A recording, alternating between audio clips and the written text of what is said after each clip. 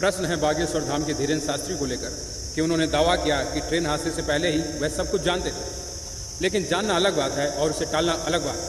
कृष्ण भी जानते थे कि युद्ध होगा, लेकिन युद्ध को टाल नहीं सके थे।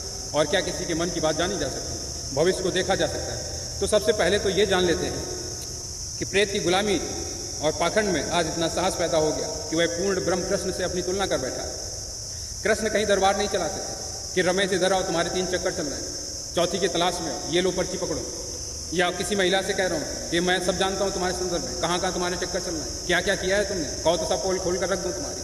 तो कृष्ण कभी अस्तित्व की मर्यादा को भंग नहीं किए थे। तो इसलिए धीरेन्द्र शास्त्री की तुलना कृष्ण से करना मूर्खतापूर्ण है। और स्वयं धीरेन्द्र शास्त्री इस बात की सूचना दे रहे हैं। शास्त्री कितने गहरे अंधकार में, कितनी गहरी बेहोशी में, और इनका अहंकार आसमान छू रहा है। किसी रोज ये राम से श्रेष्ठ होने का दावा कर बैठेंगे, आज पूर्ण ब्रह्म कृष्ण से तुलना कर बैठे, तो हो सकता है कल को ये भी कहने लगे कि राम मन की बात नहीं बता पाते, पर्ची पर नहीं लिख पाते थे, लेकिन मैं पर्ची पर लिख देता हूँ, मन की बात जानता हूँ। अभी तो राम के नाम पर धंधा चल रहा है, राम के नाम पर पैसे मिल रहे हैं, तो हो सकता है कि ये राम से श्रेष्ठ होने का दावा करते हैं।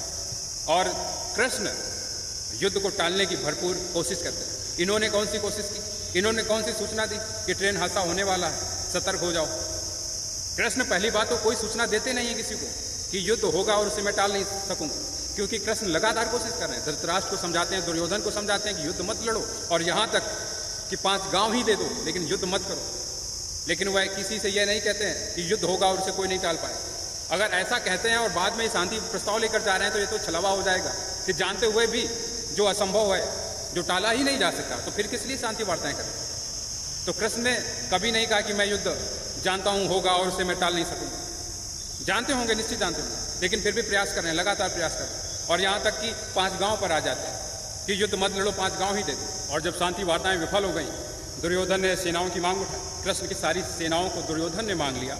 कृष्ण अस्त्र शस्त्र नहीं उठाएंगे, यह जानते हुए भी अर्जुन ने कृष्ण को मान लिया कि कृष्ण का होना ही पर्याप्त है। तो फिर कृष्ण युद्ध को पूरी तरह प्रभावित भी कर देते हैं। साफ साफ जय दुर्योधन के पक्ष में है, दुर्योधन ही विजय होगा। यदि कृष्ण युद्ध में शामिल नहीं होते हैं तो दुर्योधन के पक्ष में विजय है, साफ साफ। लेकिन उस विजय को दुर्योधन से छीनकर अर्जुन की ओर ले आते, बर्बरीक से गर्दन मांग लेते, भीष्म किस भांति मर सकते हैं उसका तरीका निकाल लेते हैं, द्रोणाचार्य किस भांति अस्त्र शस्त्र छोड़ेंगे, धनुष कैसे छोड़ेंगे उसका भी तरीका निकालते हैं। तो कृष्ण युद्ध को पूरी तरह से प्रभावित कर देते हैं। जो नहीं जीत रहा है उसके पक्ष में जीत ले आते हैं। तो युद्ध को कृष्ण ने पूरी तरह से प्रभावित किया। धीरेन्द्र शास्त्री ने किस भांति ट्रेन हादसे को प्रभावित किया? ना तो इन्होंने कोई सूचना दी कि ट्रेन हादसा होगा, पहले ही ट्रेन को खाली करा लो, खाली ट्रेनें जाएंगी, लड़ेंगी, ट्रेन हादसा, ट्रेन तो लड़ेंगी, वह तो निश्चित है, लेकिन लोग नहीं मरेंगे। या पहले से इन्होंने यह भी नहीं कहा कि ट्रेन हादसा होने वाला है, सब लोग सतर्क हो जाओ, इस जगह पर होगा, तो लोग कम से कम सतर्क रहते। तो 300 के करीब जो लोग मरे उतने नहीं मरे, 10, 20, 50 ही मरते। अगर सतर्क होता, हर आदमी एकदम चौकन्ना बैठा होता कि बस अब ट्रेन लड़ने ही वाली है क्योंकि सूचना आ चुकी है, तो उतने लोग नहीं मारे जाते। युद्ध को कृष्ण तो पूरी तरह प्रभावित कर देते हैं, पूरी तरह से प्रभावित किया। लेकिन ट्रेन हादसे को धीरेन्द्र शास्त्री ने किस भांति प्रभावित किया? ना तो पहले सूचना दी और ना ही उस हादसे को प्रभावित किया कि हादसा तो हो रहा है लेकिन लोग ना मारे जाएं, इसके लिए भी कुछ नहीं किया। हादसा हो जाने के बाद कोई भी दावा कर सकता है कि मैं जानता था कि यह ट्रेन हादसा होगा, लेकिन क्या प्रमाण क्या उसका? तो धीरेन्द्र शास्त्री जो कह रहे हैं और पूर्ण ब्रह्म कृष्ण से जो तुलना कर रहे हैं, वह सरासर बेईमानी, अहंकार है, सरासर झूठ बोल रहे हैं धीरेन्द्र शास्त्री। वो कुछ भी नहीं जानते कि ऐसा कुछ होने वाला है। जिसको यदि थोड़ा सा भी आभास है किसी चीज़ का कि ऐसी चीज़ घटने वाली है, तो वह कह सकता है, क्योंकि इतने लोग मारे जाते तो पहले ही बता सकते हैं कि देखो ऐसा हो सकता है।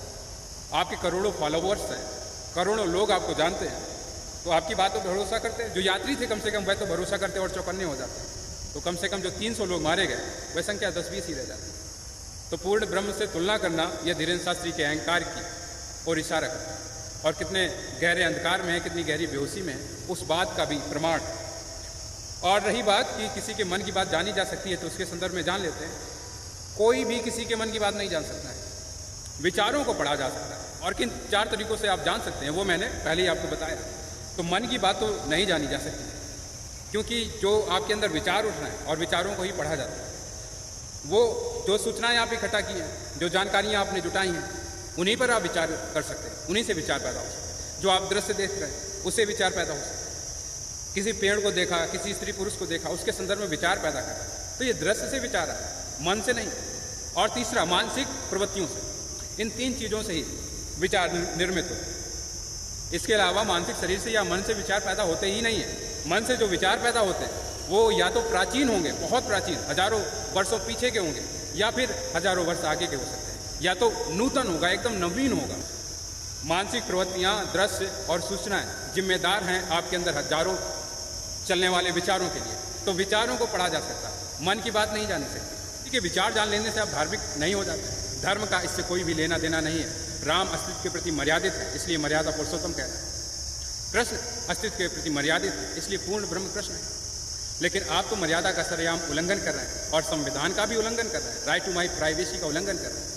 आप जब बच्चे बच्चियों से, स्त्री पुरुष से कहते हैं कि तुम्हारे इतने चक्कर चल रहे हैं और सब पोल खोल कर रखूंगा, आप स्त्री पुरुष के बीच मतभेद पड़ रहा है, तलाक हो रहे हैं। बच्चे बच्चियां जिनके जीवन में आत्मसम्मान नहीं बचा, जिनके जीवन में गरिमा नहीं बची, अब ये बच्चे बच्चियां जब समाज में लौट रहे हैं तो समाज की नज़र इनके लिए बदल जाती है। और जाने कितने सुसाइड हुए होंगे, इसका भी कलंक आपके माथे पर। जांच होनी चाहिए इसकी भी। तो विचार पढ़कर आप तो मर्यादा का उल्लंघन कर रहे हैं। राम के संदर्भ में कुछ जानते हैं तो राम के भक्त होने का दावा झूठ है। जो मर्यादित है अस्तित्व के लिए, वह परमात्मा हो सकता है, वह संत हो सकता है, वह राम का भक्त भी हो सकता है, हनुमान का भक्त हो सकता है। आज पूरे उत्तर भारत में करीब 100 दरबार ऐसे चलाए जा रहे हैं जो मन की बातें पर्चियों पर लिख रहे हैं। और हनुमान जी इतने खाली बैठे हैं कि सबके पास दौड़ के जा रहे हैं, अच्छा ये तुम्हारे मन में चल रहा है, हाँ धीरेन्द्र ये मन में चल रहा है, लिख दो पर्ची जल्दी। परमात्मा है, कुछ तो शर्म लिहाज किया करो। जितने भी भूत प्रेतों के दरबार हैं, हनुमान जी, काली जी, भैरव जी के नाम से ही क्यों चलाए जाते हैं? कभी आपने विचार किया इस पर? इतने खाली बैठे हैं कि तुम्हारे मन की बात, अच्छा उनके ये चल रहा है, ये लिख लो। राम का भक्त कौन हो सकता है? हनुमान का भक्त कौन हो सकता है? 2 दिव्य संतों का जिक्र आपके सामने कर दूं, वो भी ये काम करने में सक्षम है। एक तरफ है देवराहा बाबा जो अभी भी मौजूद है, एक तरफ है नीम करोली बाबा जो अभी भी मौजूद है। दोनों ही परमात्मा के भक्त और सक्षम है। लेकिन पूरे जीवन काल में 10-20 आदमी से ही उन्होंने उनके विचारों को कहा होगा, और वो भी जब अत्यंत आवश्यक हो गया हो या फिर बहुत मस्ती में रहे हों, बहुत आनंदित हो। लेकिन कभी दावा नहीं किया कि मैं विचारों को जानता हूँ, कभी दरबार नहीं लगाया, कभी पेन कापी लेकर नहीं बैठे कि आओ बैठो सब बता दूंगा। तो ये है परमात्मा के भक्त, ये है अस्तित्व के प्रति मर्यादित। और अस्तित्व के प्रति जो मर्यादित हो गया, मर्यादा जिसने रख ली, वह परमात्मा का भक्त भी हो सकता है और परमात्मा भी हो सकता है। तो 2 दिव्य संतों का मैंने जिक्र किया, वो भी यह काम करने में सक्षम थे, चाहते तो करते, लेकिन पाखंड का रास्ता उन्होंने नहीं चुना। उन्होंने मर्यादा चुनी और सत्य का मार्ग चुना, परमात्मा को चुना, पाखंड नहीं।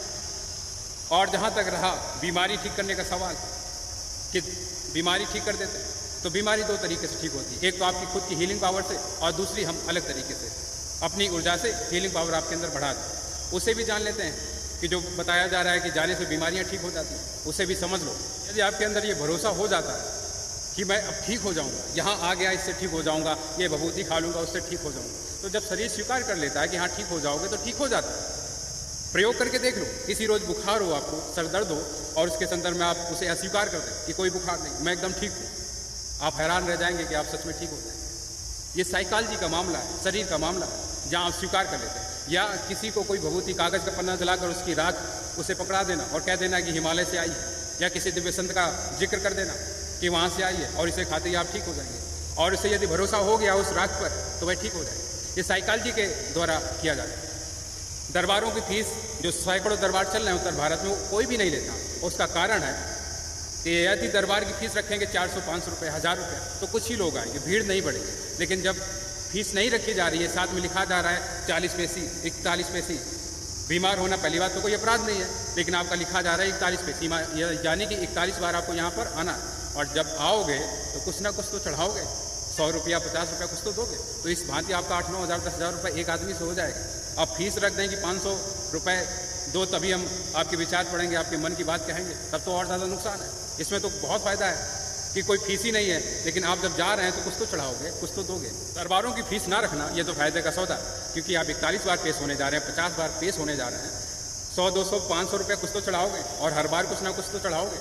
तो ये तो बड़ा फायदे का सौदा है। और साथ में भीड़ भी बढ़ रही है, जो कथा करवाएगा वो बड़ी अमाउंट भी देगा, तो और ज़्यादा पैसे इससे आ रहे हैं। इसमें कहना है कि हम दरबार की फ़ीस नहीं लेते हैं, तो बेईमानी है। उसके बाद जो कार्यक्रम चल रहा है वो तो और ज़्यादा फायदे का। और फिर से एक बार यहाँ परमात्मा का मान है, यदि मैं सक्षम हूँ बीमारी ठीक करने में, तो सिर्फ आप एक बार मेरे पास आइए, मैं आपको ठीक कर दूँगा।